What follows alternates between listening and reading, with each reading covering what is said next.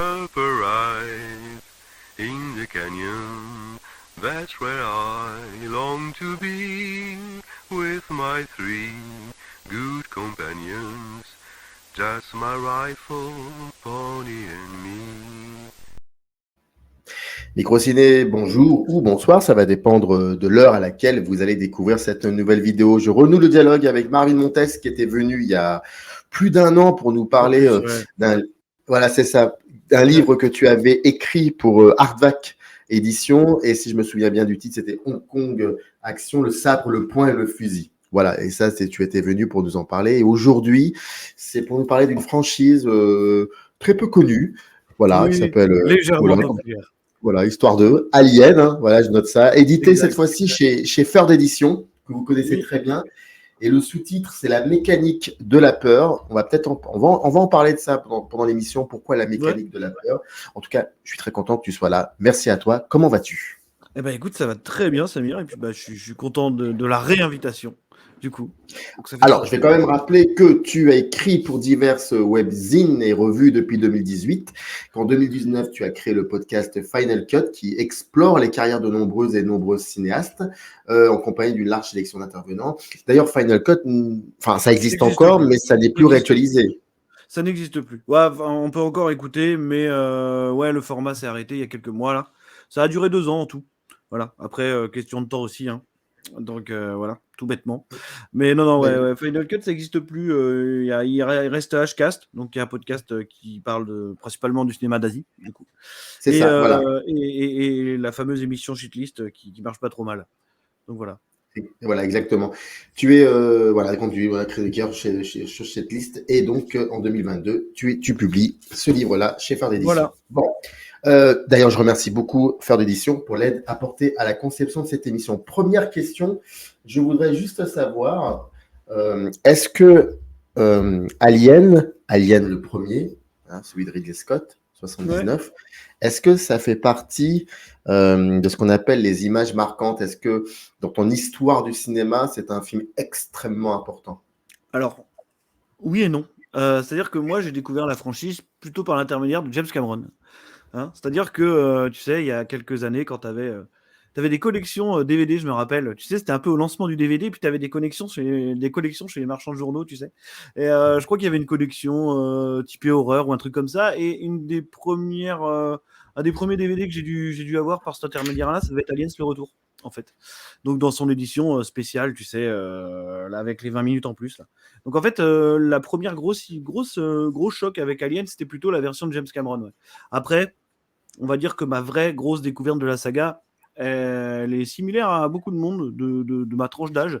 C'est-à-dire que c'était avec le fameux coffret DVD Alien Quadrilogy qui est arrivé en 2003, je crois, avec toutes les versions. Toutes les versions Director's Cut et tout qui étaient là pour la première fois, quoi. Et donc, c'est à partir de là où j'ai découvert le premier volet, donc le fameux Alien de Ridley Scott, quoi. Mais oui, après, disons que j'y suis rentré par l'intermédiaire de James Cameron, j'y suis probablement resté grâce à Ridley Scott. On va dire ça comme ça, quoi.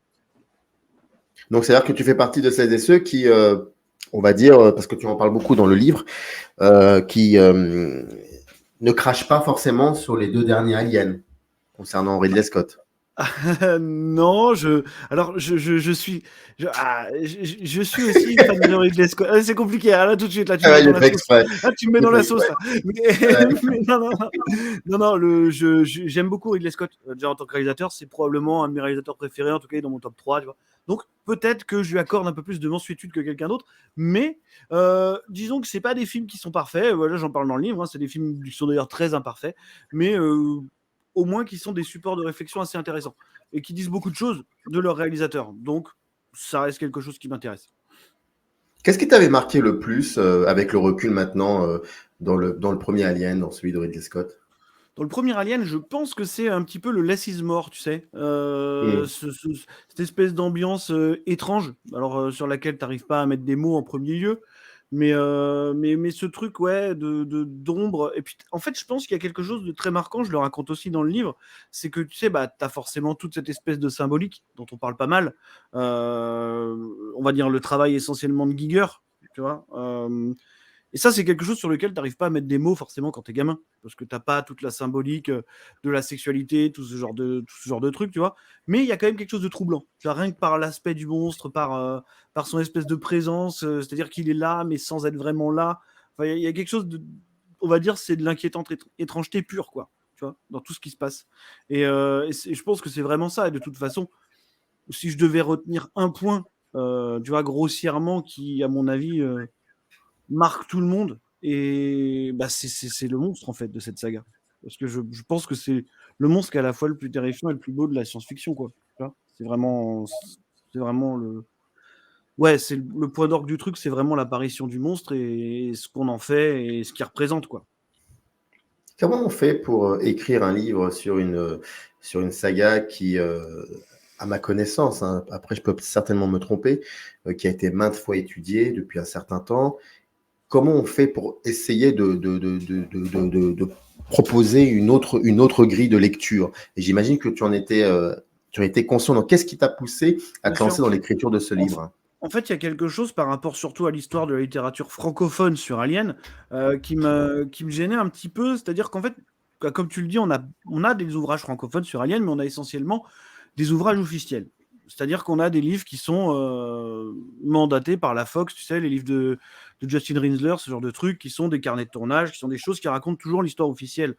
Et en fait, je trouvais assez peu finalement de manière de dissocier un peu les légendes urbaines de la réalité. Et surtout, finalement, je ne mettais pas la main tant que ça sur des analyses thématiques un peu plus profondes. C'est-à-dire que c'est pour ça que je voulais l'aborder comme ça, un peu comme j'avais fait à l'époque pour Hong Kong Action d'abord, hein, c'est-à-dire d'essayer de l'aborder un peu de manière subjective et d'essayer de l'aborder vraiment thématiquement. C'est-à-dire vraiment de prendre des angles qu'on n'avait pas tant que ça étudiés autour de cette saga pour se dégager un petit peu de la chronique de tournage, tu vois, parce que c'est des films sur lesquels on sait tout en termes de fabrication, quasiment, hein, en termes d'anecdotes, en termes de difficultés de tournage et tout ça. Donc vraiment, je pense que pour le coup, il fallait l'aborder de manière thématique et en essayant de choisir des angles, en fait, qui n'avaient pas été tant que ça étudiés, et il y en a, pour le coup. Oui, mais si je me souviens bien, enfin, par rapport à Hong Kong Action, enfin, ce bouquin, c'était un bouquin qui avait fait la particularité d'être écrit à plusieurs mains. Ouais, c'est vrai. Alors que là, celui-ci, tu es tout seul. Celui-là, je suis tout seul. C'est vrai que j'avais eu des copains qui étaient venus un peu écrire quelques pages dans Hong Kong Action et tout, pour assurer une espèce de pluralité des points de vue. Pour le coup, là, je me suis senti, on va dire, tranquille de le faire tout seul. Je voulais vraiment avoir ma vision du truc et pas être trop parasité, tu vois. Et c'est pour ça, d'ailleurs, que le livre s'appelle notamment, comme tu le disais en intro, La mécanique de la peur, parce que c'est un des angles majeurs, en fait, sur lesquels on a choisi d'axer le propos, quoi. Et ça a été très vite une évidence pour toi que ce propos soit là, que ce soit ce fil conducteur? Assez rapidement, parce qu'en fait, je me suis, même en écrivant, tu vois, un petit peu au fil de l'eau. Alors, c'est vrai qu'on a des auteurs qui sont extrêmement organisés, qui font des trucs avec des post-it et des tableaux et tout. C'est pas du tout mon cas, hein. C'est-à-dire que moi, j'ai tendance à écrire un petit peu comme ça. J'ai pas trop de. Tu vois, je suis horrible en organisation, donc je fais des recherches en même temps que j'écris, j'avance comme ça, je suis vraiment en flux tendu. Et assez vite, ça s'est imposé, en fait. Dès que j'ai écrit l'avant-propos, je me suis dit, s'il y a vraiment un angle qui semble se dégager dès les premières pages, c'est de quelle manière cette saga-là va retranscrire la peur au travers de tous ces films, au travers de toutes ces approches. Et voilà, quoi. Tu vois, c'était vraiment un symbole, un marqueur de peur évident. Et donc, je me suis dit, pourquoi pas articuler le propos autour de comment on va ressentir la peur, de comment ce monstre-là va la représenter. Et puis, surtout, il y a des couches et des surcouches de peur différentes, tu vois, d'angoisse différentes dans ces films-là. Et ça me semblait intéressant d'aborder ça de cette manière-là, quoi. En tout cas, de partir de cette base-là pour ensuite déployer, raconter un peu l'histoire et puis aborder plein de thématiques, mais qui sont toujours plus ou moins en rapport avec la peur, quoi. Et puis surtout, tu prends le temps de décortiquer chaque film de la saga. Ouais.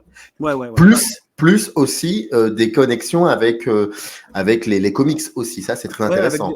Avec des choses dans l'univers étendu qui sont finalement assez importantes. Alors, évidemment, l'univers étendu d'Alien, alors c'est pas le plus imposant, c'est pas non plus celui de Star Wars, mais ça reste quand même quelque chose qui est assez fourni en œuvres différentes. Donc, il a fallu faire une sélection de choses qui puissent justement se raccorder à cette fameuse thématique de la peur. Et finalement, on va dire l'œuvre qui s'en rapproche le plus et qui représente presque le mieux la peur après le premier Alien, c'est un jeu vidéo. C'est ça qui est intéressant. C'est là où on peut vraiment faire des connexions avec ça, c'est que tu as le fameux jeu Alien Isolation qui place le joueur d'une manière assez brillante dans le rôle d'un personnage qui va expérimenter la peur du xénomorphe au premier degré. Et pour le coup, c'est vraiment une expérience intéressante à décortiquer, quoi. Parce qu'il y a vraiment des choses qui sont faites en matière d'intelligence artificielle et tout ça pour que ça marche, quoi. Et le résultat, c'est que ça fonctionne extrêmement bien. Dans l'introduction, tu dis que le xénomorphe, c'est, je l'ai noté, c'est l'emblème suprême de la terreur. Pour moi. Parce que il y a ce truc, en fait, de l'intrusion. Et c'est toujours ça qui m'a marqué chez ce monstre-là. C'est cette manière de plein de méthodes différentes qui vont finalement l'amener à prendre complètement possession d'un personnage ou de toi ou voilà. Et c'est vraiment pour moi quelque chose de fondamentalement terrifiant. Peut-être la chose la plus terrifiante du monde, dire que c'est un monstre qui va usurper ton identité, qui va prendre possession de ton corps, de ta manière de penser, de ta manière d'agir. Et c'est vraiment ça. Et puis, tu vois, il y a ce côté cheval de Troie, quoi. C'est-à-dire que finalement, il y a ce monstre-là qui est là, potentiellement en chacun de nous, et qui va se révéler uniquement quand il va avoir envie de se révéler. C'est vraiment ça qui me... Ce côté, tu vois, cette espèce de métaphore de l'intrusion, de l'étrangeté, de l'étranger qui rentre dans ton espace, on va dire, intime, quoi, pour s'en emparer totalement. Et je pense que, ouais, à la réflexion avec le recul, c'est vraiment ce qu'en fait pour moi quelque chose de fondamentalement terrifiant. C'est l'angoisse de l'autre, l'autre avec un majuscule. Ouais, voilà, c'est ça. C'est complètement ça. De toute façon, c'est un truc qui s'appelle Alien. C'est la signification première du terme, quoi. Et ouais, c'est ça. C'est vraiment ça. C'est ce truc-là qui... Mais c'est un peu ambigu ce que tu dis, parce que quand on lit, on écoute et on lit ça au premier degré, l'angoisse de l'autre, parce que tu le dis dès le début dans ton introduction, je vais essayer de retrouver ça d'ailleurs pour que ça soit beaucoup plus précis. Tu dis en gros, voilà. Mais pourquoi alors le xénomorphe, ça c'est l'introduction, l'avant-propos. Donc pourquoi le xénomorphe déclenche-t-il tant de frayeur, et ce de manière universelle? Tu écris peut-être parce que, même s'il se niche au cœur de l'infiniment grand, le monstre nous ramène à une peur collective et journalière. L'angoisse dans Alien, c'est celle de l'autre, de l'étranger, de celui qui n'est pas comme nous, qui vient d'ailleurs. Et je me dis, tiens, moi, ça peut être intéressant parce que ça peut nous faire une résonance aussi avec la société d'aujourd'hui, notre société, quoi. Mais plus loin, tu écris que la créature ne s'attaque pas seulement à nos vies, mais à tout ce qui nous définit en tant qu'être humain, notre mode de pensée, notre place dans l'échiquier social, notre genre, et au-dessus de tout, notre identité. Et alors, attention, je suis pas en train de t'accuser de quoi que ce soit, mais voilà, tu me connais, on n'est pas dans ça. Mais c'est vrai que ça peut prêter à confusion parce que généralement, le cinéma essaie de nous montrer un peu l'acceptation de l'autre. Et dans ta première partie, c'est ce que tu lui dis un peu. Et puis dans la seconde partie, en fait, tu nous expliques que l'autre, c'est un peu l'ennemi, quoi. Parce qu'il prend. En tout cas, c'est de la manière dont le genre va, dans cette saga et dans certaines de ses grandes inspirations, définir l'étranger. Parce qu'il ne faut pas oublier que, par exemple, effectivement, on cite Lovecraft. On cite l'horreur cosmique, notamment dans Alien. Lovecraft, c'est un des héros d'enfance de Dan O'Bannon, qui est le scénariste, on va dire le primo scénariste d'Alien. Il a toujours défini comme Lovecraft comme étant un de ses héros d'enfance. Et je veux dire, une des premières racines de l'horreur cosmique, mine de rien, c'est probablement la xénophobie affichée de Lovecraft, quoi. Donc je pense qu'on retrouve beaucoup de ça dans la... Alors, je dis pas que Dan O'Bannon était xénophobe ou quoi que ce soit, hein, mais je pense que... J'irai pas jusque-là, mais je pense que dans la manière, en tout cas, de définir une espèce d'intrusion violente dans ton confort, en fait. Tu vois, c'est ça le truc. C'est-à-dire, c'est une espèce de violence inattendue qui va brutalement, complètement retourner tous tes acquis, quoi. Et ça, c'est l'horreur cosmique. Ça, c'est les grands anciens chez Lovecraft. Et c'est aussi le xénomorphe dans Alien, finalement, quoi. C'est-à-dire que c'est une intrusion non désirée, on va dire. C'est là qu'est la nuance, quoi. C'est-à-dire que c'est quelque chose d'extrêmement violent qui arrive dans ton quotidien, puisque c'est vraiment, en plus, une saga qui explore à l'origine le quotidien des héros. Tu vois, on n'a pas des héros, justement. On a des gens qui sont en train de travailler au quotidien, qui font leur taf, qui sont des routiers, des camionneurs de l'espace, comme on dit. Et il y a une espèce d'intrusion brutale et non désirée qui va totalement chambouler leur quotidien, quoi. Et donc, c'est vraiment... Alors après, l'autre, ça, c'est un grand débat aussi. Qu'est-ce que ça peut représenter, tu vois? Je sais pas. Il n'y a pas vraiment, en fait... Il y a tout ce flou-là. Il n'y a pas de définition majeure je pense, de comment on peut définir l'autre. Est-ce que c'est l'étranger? Est-ce que c'est quelqu'un qui ne nous ressemble pas, tout simplement? Est-ce que c'est quelqu'un avec...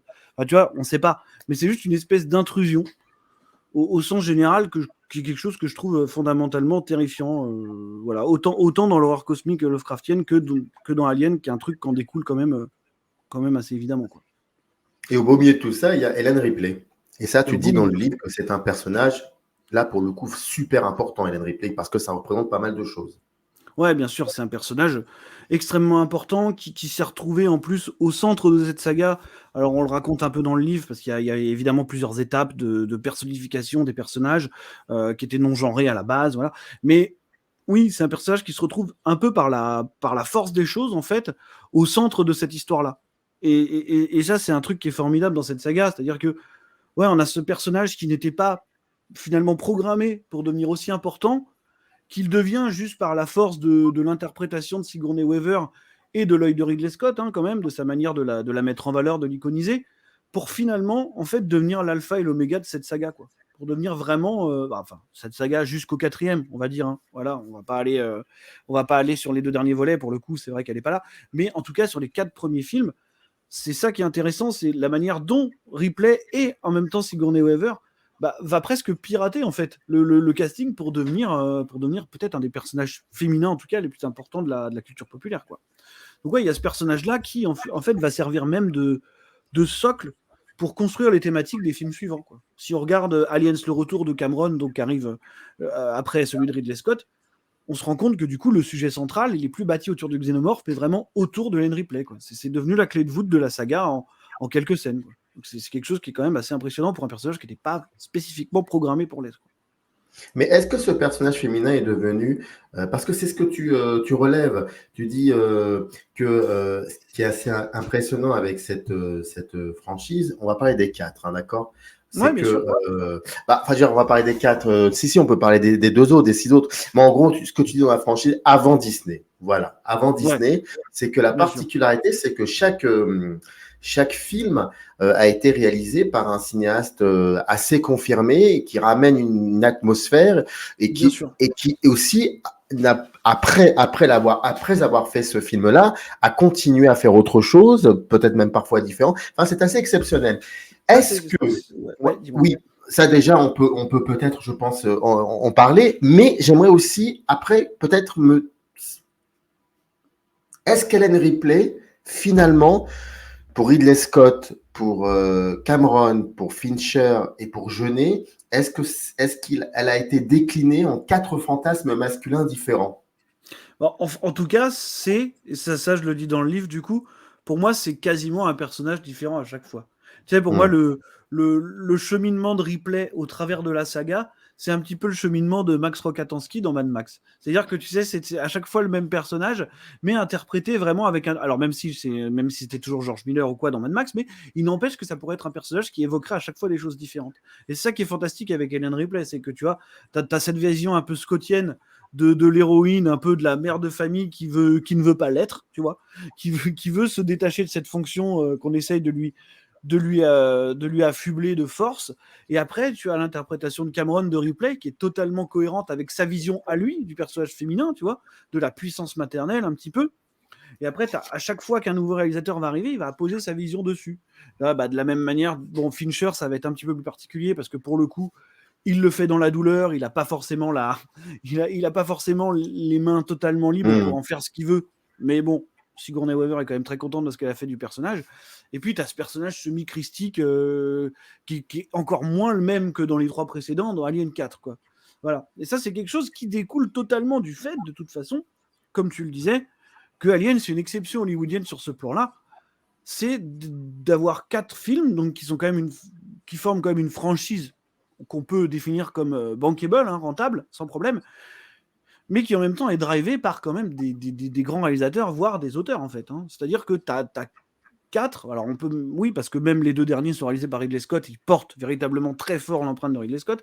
Tu as quand même 4 réalisateurs qui ont travaillé jusqu'à présent sur la saga, et qui à chaque fois ont tous réalisé des films aliens qui sont complètement cohérents avec le reste de leur carrière, quoi. Et c'est ça qui est vraiment impressionnant.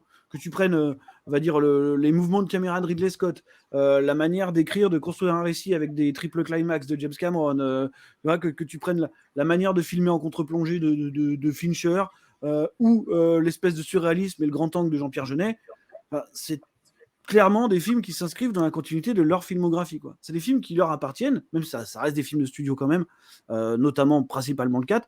Il n'empêche que c'est des films qui leur appartiennent à 100% et qui peuvent totalement s'intercaler dans leur filmographie. On n'est pas sur des films de commande ou sur un élément de franchise comme on pourrait avoir avec la production Disney actuelle, quoi. Et bon, d'ailleurs, c'est la grosse crainte, hein. Justement, ça, d'un côté, c'est cette espèce de personnification de chaque épisode. C'est la crainte qu'on a pour la suite sous l'égide de Disney. C'est qu'on se demande si c'est seulement possible de reproduire ce schéma-là. Bon, personnellement, je ne suis vraiment pas persuadé, quoi. Mais ouais, c'est quelque chose de... C'est une exception dingue, en fait. Et j'ai pas tant que ça d'exemples qui peuvent s'en rapprocher, quoi. On terminera l'émission sur l'après, donc Ouais. sur Disney et puis la série, tout ça. Enfin, on va terminer là-dessus parce qu'effectivement, c'est comme ça que tu termines le livre. Je voudrais savoir une chose. Est-ce que le premier Alien est un film de science-fiction? Bon, déjà premièrement, quand ce film arrive dans l'histoire du cinéma, la science-fiction, est-ce que c'est un genre qui est considéré ou qui a été considéré, qui ne l'est plus? Est-ce que ça renouvelle quelque chose? Et puis surtout, aujourd'hui, est-ce que la franchise s'est démarquée de ce genre-là pour faire autre chose? Disons que quand le premier Alien arrive, on est à une sorte de période charnière. Il a une chance, parce que c'est vrai que tout le développement d'Alien, depuis le début de l'écriture par Dan O'Bannon, Ronald Shusett, sa rencontre avec Carpenter, tout ça, bon, ça c'est des choses qui sont racontées en détail dans le livre. En tout cas, c'est un film qui va bénéficier presque de la queue de comète de deux œuvres majeures, en fait, qui ont contribué à faire passer la science-fiction majoritairement de la série B, un petit peu méprisée, un petit peu mésestimée quand même, à un genre qui est à la fois noble et bankable, et ça va se faire en 2 temps. Ce qui va anoblir le genre, tout le monde le sait, c'est 2001 l'Odyssée de l'espace, hein, de toute façon, qui arrive pas si longtemps que ça avant, hein, et qui va contribuer à faire comprendre à une certaine partie du public, et surtout de la critique, je pense, que finalement on peut raconter de vraies histoires, on peut parler d'humanisme, on peut parler de plein de choses au travers de la science-fiction, et c'est pas juste de la série B avec des soucoupes volantes en carton-pâte, quoi. Parce que c'est vrai qu'on avait toutes ces productions-là qui fleurissaient, notamment après la guerre froide et tout ça, quoi. Et puis la deuxième grande étape, évidemment, c'est Star Wars. C'est George Lucas qui explose toutes les prévisions de box-office et qui fait du produit dérivé la norme hollywoodienne, et qui fait comprendre à la Fox, hein, notamment, puisque c'est la même personne qui a validé les 2 projets, avec Star Wars et Alien, donc c'était Alan Jr., le président de la Fox à l'époque, lui fait comprendre qu'on peut aussi ramener beaucoup d'argent avec la science-fiction. Et finalement, l'ambition d'Alien, même si elle n'est pas totalement avouée dès le début, mais en tout cas, c'est de mêler ces 2 facettes-là, c'est-à-dire de faire ce film-là de manière, on va dire, relativement noble, c'est-à-dire que durant la production, à un moment, Roger Corman a été attaché au projet. Finalement, l'arrivée de Ridley Scott, la production de la Fox, le budget alloué au film font que ça dépasse totalement le cadre de la série B, et puis de toute façon le produit final, hein. Et puis il fallait que ça soit aussi évidemment rentable. Et avec Star Wars, on avait la preuve qu'on pouvait avoir des récits de science-fiction rentables. Donc c'est vraiment l'association de ces 2 étapes-là et de ces 2 aspects-là pendant la production du film qu'on a fait la deuxième grosse tête de gondole de l'histoire de la Fox juste après Star Wars, en fait, hein, en termes de science-fiction. Après, ce qui est intéressant aussi, c'est que la saga a réussi à se démarquer de la science-fiction. Je ne suis pas persuadé. Moi, je pense surtout que ce qui change, c'est sa manière d'aborder son aspect horrifique. C'est-à-dire qu'on reste dans des récits qui sont de toute manière complètement ancrés dans la science-fiction et dans des tas de couches et de surcouches de science-fiction. C'est-à-dire que c'est ça aussi qui est intéressant dans Alien. C'est-à-dire qu'il y a différentes interprétations de la science-fiction. Il y a la hard SF, il y a la dystopie, il y a le cyberpunk, enfin toutes ces choses-là. Et on peut retrouver des éléments d'un petit peu tous ces sous-genres ou tous ces compartiments dans chaque Alien, en fait. C'est vraiment un récit de science-fiction qui va piocher dans toute la littérature préexistante, quoi. Par contre, c'est vraiment sur son aspect horrifique que la saga va, je pense, à chaque épisode interpréter ça différemment. De Ridley Scott qui voyait ça comme son massacre à la tronçonneuse dans l'espace, à James Cameron qui va, on va dire, volontairement diminuer le barème horrifique du film pour en faire quasiment un film de guerre post-Vietnam, voilà, à Jean-Pierre Jeunet qui va en faire un espèce de film d'horreur surréaliste, jusqu'à Ridley Scott dans Alien Covenant qui va quasiment faire un néo-slasher. C'est-à-dire qu'on est vraiment sur des interprétations horrifiques différentes. Par contre, pour ce qui est de la science-fiction, ça reste des récits qui sont complètement ancrés dans ce qu'est la science-fiction littéraire, la science-fiction originelle, quoi. C'est-à-dire que les influences de l'écriture de Dan O'Bannon et de Walter Hill, qui reprend le scénario pour faire le premier Alien, elles sont là jusqu'au bout. Elles sont là jusqu'à Alien Covenant. C'est vraiment des marqueurs de science-fiction évidents. Comment tu as pensé l'architecture du livre? Je l'ai pensé, alors déjà selon l'éditeur a une charte, hein, c'est-à-dire qu'on on sait qu'on doit raconter la grande histoire, qu'on doit aussi analyser, qu'on doit rendre un certain nombre d'analyses et qu'on doit aussi un petit peu expliquer l'univers. Donc en fait, j'ai essayé de rendre ça, on va dire, assez didactique, c'est-à-dire que je suis parti tout bêtement. Je voulais pas faire des gros blocs, c'est-à-dire que je voulais pas raconter l'histoire, ensuite analyser la saga et ensuite raconter l'univers. J'ai essayé de tout mélanger. Voilà, c'est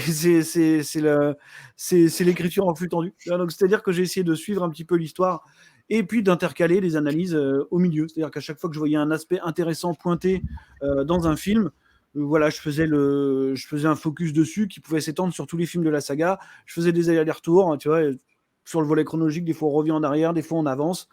Disons que j'ai essayé de tenir un fil rouge, c'est-à-dire d'aller du premier jusqu'à Covenant, tout en intercalant le maximum d'analyse entre tout ce qui peut d'un coup apparaître devant nos yeux pendant qu'on regarde les films, quoi. Qu'est-ce qui a fait que, après la version de Jeunet et le fait que Ridley Scott reprenne les manettes avec Prometheus, qu'est-ce qui a fait que ça a pris du temps? Est-ce que c'était une saga auquel les producteurs n'y croyaient plus? Qu'est-ce qui s'est passé? En fait, ce qui s'est passé, c'est que à chaque fin de film de la saga, c'est-à-dire que dès la fin du premier Alien, personne ne veut faire la suite. C'est d'ailleurs un phénomène incroyable, hein, parce que le premier Alien est extrêmement rentable. Ridley Scott veut tout de suite faire son préquel, dès 1979. Hein. Dire, je veux faire les origines du Space Jockey. En gros, il veut faire Prometheus dès 1980. Et en fait, on lui dit non. Et on remarquera, en lisant le livre, en explorant la grande histoire, que c'est toujours assez compliqué en termes de production. C'est-à-dire que on a les deux producteurs historiques, donc qui sont Walter Hill et David Giller, qui eux ne veulent jamais y retourner systématiquement. Voilà, il faut toujours que la Fox les pousse un petit peu pour qu'ils acceptent d'y retourner. Eux, à la base, ils avaient prévu de terminer l'histoire en maximum de films, voire 3, et voilà, ils n'ont jamais voulu, quoi. Et ce qui s'est passé après le... Alors, il y a aussi autre chose, hein, c'est qu'à partir du 3e film, c'est-à-dire Alien 3 et Alien 4, le succès de la saga, il va plutôt jouer en Europe. Et on sait très bien que le succès domestique, c'est quelque chose de très important pour le cinéma américain. Voilà, donc les films de Fincher et de Jeunet ont plutôt fonctionné en Europe, quoi. Donc déjà, c'était un peu compliqué.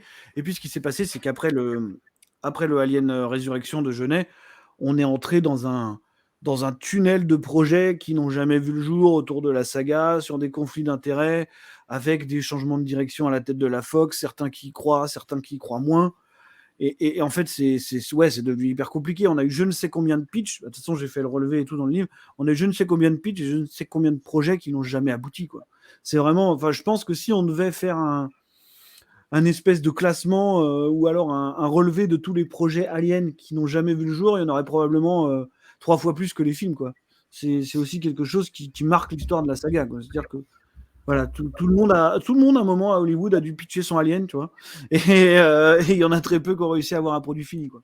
Mais ouais, on a un tunnel d'une quinzaine d'années, je crois. Hein. Je sais plus exactement. Avant qu'on commence à entendre parler d'une potentielle suite, quoi. Et il y a des projets aussi qui sont des projets que les fans auraient adoré voir. Hein. On a des rumeurs incroyables et des choses que j'ai vérifiées qui finalement, pour le coup, étaient vraies. On a même eu un moment un Alien 5 potentiellement réalisé par Ridley Scott et produit par James Cameron. Voilà, c'est quelque chose qui a réellement existé à un moment. Ça s'est pas fait. On a eu le fameux Neil Blomkamp qui est arrivé. Enfin, il y a surtout des tas de projets qui ne vont jamais au bout. C'est une franchise et quand on regarde les histoires de production d'Alien, 1, 2, 3, on va dire, moins le 4, bizarrement, Jeunet, ça se passe assez bien. Mais quand on regarde les historiques de production d'Alien 1, 2, 3, on voit que c'est une franchise qui a toujours été accouchée dans la douleur, quoi. C'est vraiment un truc récurrent. Et qu'est-ce qui a fait que Ridley Scott revienne aux manettes et qu'il fasse Prometheus et Alien Covenant? Et puis surtout, toi, bon, tu en parles dans le livre, mais ça serait bien que tu nous en parles aussi un petit peu là, comme ça. Quand tu apprends que déjà Prometheus va venir. Comment tu te sens? Et puis au final, après ces deux films, qu'est-ce que tu penses de la saga? Est-ce qu'elle prend une autre tournure?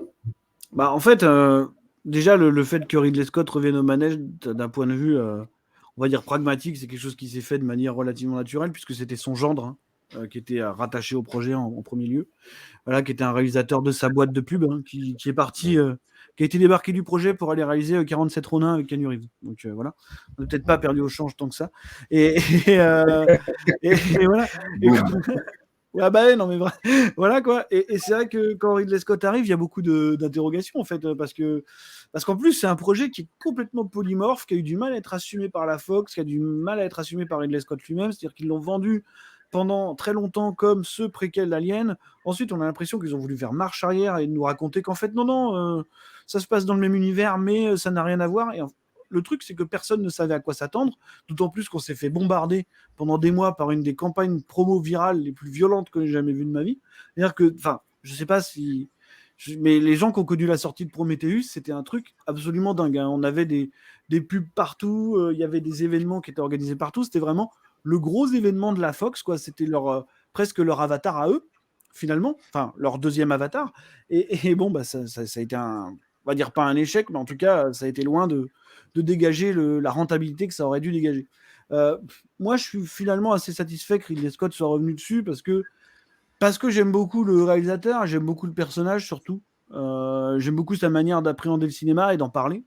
Et donc, je suis assez heureux qu'il se soit, on va dire, un peu réapproprié la franchise de manière sauvage. Voilà, c'est un peu comme ça que je vois ça. C'est-à-dire que pour moi, j'ai l'impression de voir Ridley Scott qui revient après toutes ces années, qui est un petit peu touché, je pense, par beaucoup de débats qui font rage autour de la saga sur sa légitimité, normalement. Est-ce que ça lui appartient réellement? Est-ce que lui, en tant que réalisateur, juste, on va dire, simple réalisateur, il est vraiment le vrai père de la saga? C'est quelque chose qui l'a beaucoup taraudé. Ridley Scott, ça reste quand même une carrière, à mon sens, assez difficile, notamment d'un point de vue critique, quoi. C'est quelqu'un qui a beaucoup de mal à ne pas être l'égal des gens dont il estime l'être, quoi. C'est-à-dire que c'est pas un Cameron ou un Spielberg, on va dire, dans l'inconscient collectif. C'est quelque chose qui le dérange beaucoup, quand il l'a dit plusieurs fois, hein. Et en fait, j'étais assez satisfait personnellement qu'ils viennent et qu'ils se réapproprient de manière un peu sauvage la saga. C'est-à-dire que vos théories, votre manière alors c'est un gros troll, hein, c'est peut-être pas bien, quoi. Mais voilà, c'est vos théories, vos manières d'appréhender la saga, finalement, bah, je vais complètement les casser. C'est véritablement casser son jouet. Il y a quelque chose d'un peu suicidaire en même temps, et d'hyper autodestructeur dans Prometheus 2. De prendre cette mythologie-là dont tout le monde pensait pouvoir s'emparer pour finalement donner aux gens l'imposé totale de ce à quoi ils peuvent s'attendre. Et en fait, moi, je trouve ça assez flamboyant comme geste de cinéma, quoi. Voilà. Et Covenant, bon, c'est un peu, pour le coup, c'est quasiment une vraie suite à Prometheus. Moi, je pense que l'acte marquant, l'acte de flamboyance, il est vraiment dans Prometheus, qui n'est pas un film que j'adore, mais par contre, voilà, c'est cette manière un petit peu de se réaffirmer, de réapproprier la chose. Alors, on pourra toujours en débattre, on pourra toujours se dire, est-ce qu'il avait le droit de le faire? Est-ce qu'il avait le droit de briser les rêves de légions de fans hardcore de la saga? J'en sais rien, mais toujours est-il qu'il l'a fait. Donc voilà, moi, je trouvais ça, je trouve que c'est finalement quelque chose d'assez osé, d'assez audacieux, ouais, de relativement flamboyant quand même. Alors, je répète, Alien, la mécanique de la peur, c'est édité chez Third Edition. Dans le descriptif de la vidéo, vous avez toutes les informations. Tu as commencé un peu à en parler de Disney. Déjà, pourquoi Disney? Et puis surtout, maintenant, là, j'aimerais bien avoir ton retour là-dessus, à savoir, et maintenant, que va-t-il se passer? Disney, bah, évidemment, suite donc au rachat de la Fox, hein. Donc, par extension, Alien devient une propriété intellectuelle qui a atterri dans le portefeuille de Disney. Savoir ce qui va se passer, c'est hyper compliqué parce que déjà, la première chose, c'est je ne suis pas persuadé qu'Alien soit la priorité absolue de Disney dans toutes les propriétés intellectuelles dont ils disposent maintenant. Je ne suis pas persuadé. Quand je vois par exemple ce qu'ils ont fait avec Predator, enfin, voilà, je suis assez méfiant là-dessus. Il y a plusieurs choses qui me dérangent. Déjà, Et en fait, elles sont toutes les deux liées au modèle de distribution, on va dire Disney. La première chose qui m'embête, c'est que Alien, ça restait une franchise qui devait, à mon sens, sa popularité un petit peu à sa rareté, mine de rien. On sait que le modèle Disney n'est pas compatible avec ça. Hein, on l'a remarqué avec Star Wars, hein, exemple le plus frappant. C'est-à-dire que pour moi, on a complètement vidé l'essence de cette saga-là en la rendant disponible tout le temps, ce qui est quelque chose qui est, à mon sens, assez grave, hein, puisque quand on a plus cet effet d'attente, on a plus ce côté événementiel. Je pense qu'on risque de le perdre, puisqu'on a déjà 2 projets annoncés quasi simultanés d'Alien.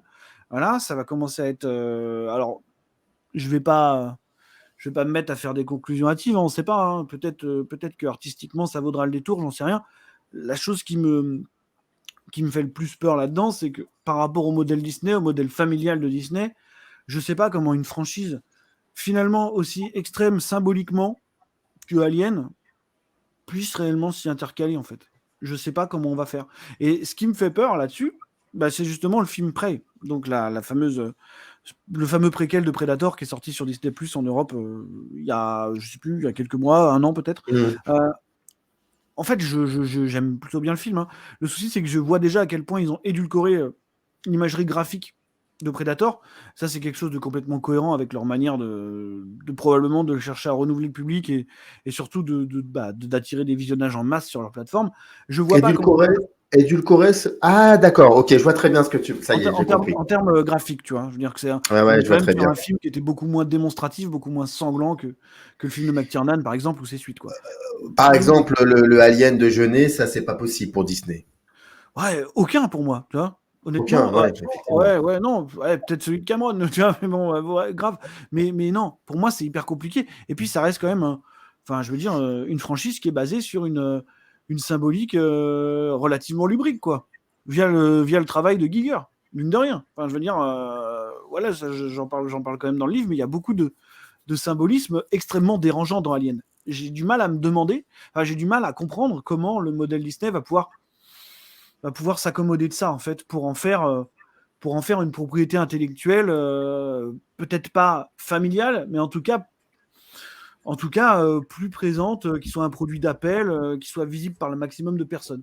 Voilà, c'est pour ça que j'ai du mal à me dire qu'on puisse véritablement s'intégrer dans le modèle de Disney. Et par rapport à ce qu'on disait plus tôt, c'est aussi le fait que ce fameux modèle Disney, il a du mal avec les réalisateurs. Il a du mal avec les réalisateurs à forte personnalité. On le sait. On voit le MCU. On voit de la manière dont il broie des réalisateurs, on va dire, relativement reconnus. C'est pas Disney qui va mettre Ridley Scott ou un James Cameron à la tête d'un projet Alien. Et d'ailleurs, de toute façon, on sait qu'il va s'en occuper. On sait que c'est Fede Alvarez qui va réaliser le Alien Romulus, donc qui est le prochain Alien. Et je pense que ça, c'est déjà un symbole de ce qu'on va faire. C'est-à-dire que Alien Fede Alvarez, c'est probablement un faiseur de films d'horreur tout à fait correct, mais ça reste un maker, quoi. C'est pas James Cameron, c'est pas Ridley Scott, et c'est même pas Jean-Pierre Jeunet ou David Fincher. Alors attends, est-ce que je vais me tromper? Quand Cameron fait Alien le retour, il avait fait que Piranha. Il avait fait que Piranha et il avait fait Terminator, mais il n'était pas encore sorti en Europe. D'accord. Et puis il venait de l'écurie Corman, donc c'était autre chose. Il venait de l'écurie Corman, et de toute façon, même Ridley Scott, Alien, c'est son 2e film. Hein. Il avait fait que Les Dualistes avant. Oui, c'est. Ouais. Et Fincher n'avait pas fait de film encore. Hein. Donc, non plus.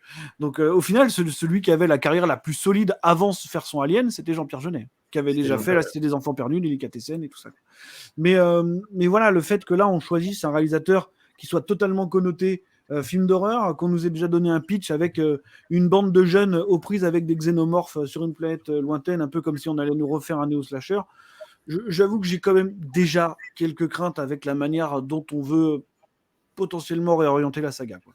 J'ai du mal à les voir ne pas tenter de renouveler le public, et je pense que ça sera difficilement compatible avec ce qu'était la franchise jusqu'ici, quoi. Pour le coup. Mais il y a aussi. Exactement. Et puis il y a aussi cette idée de la série. Ouais. Donc une série qui est showrunnée par Noah Hawley, qui était donc le showrunner de la série Fargo, notamment, hein, l'adaptation du film des frères Cohen. Alors lui, pour le coup, qui est un showrunner extrêmement réputé et qui n'est pas du tout connu, en tout cas pour faire beaucoup de concessions, mais J'attends de voir, parce que là, ils vont encore nous donner un préquel, et ça, c'est des choses qui commencent un petit peu à me fatiguer aussi, hein, je veux dire. C'est un peu compliqué, et puis on ne sait rien. On ne sait rien de ce projet. Et on ne sait même pas si, par exemple, les Prometheus et Alien Covenant de Ridley Scott vont être évoqués, est-ce qu'ils vont être effacés, bon, en fait, on ne sait rien. C'est hyper compliqué. Tout ce qu'on sait, c'est qu'on a déjà plusieurs projets d'annoncer à la fois, et que les premières attentes autour du prochain film sont pas des plus encourageantes. Aujourd'hui, on peut rien dire. On peut se tromper, mais connaissant le modèle Disney, j'ai quand même un petit peu peur. Je le vois difficilement compatible avec cette saga-là. On enregistre le 9 mars, mais je crois que le film a commencé, le tournage a commencé aujourd'hui ou hier. Le tournage a commencé hier, je crois. Hier ou aujourd'hui. Ouais, c'est ça. Parce qu'ils ont donné le pitch, ils ont donné le pitch il y a quelques jours là. Oui, il était beau le pitch. Ouais, ça fait un peu peur. Ouais. Je ne te cache pas que. Bon, ouais, on va patienter. Et puis, comme tu le dis très bien, pour l'instant, on ne sait pas. Bon, sait-on jamais. Bon, en tout cas. De toute façon, on pourra toujours s'en satisfaire et se dire que la saga elle est bouclée. Hein. C'est pas grave.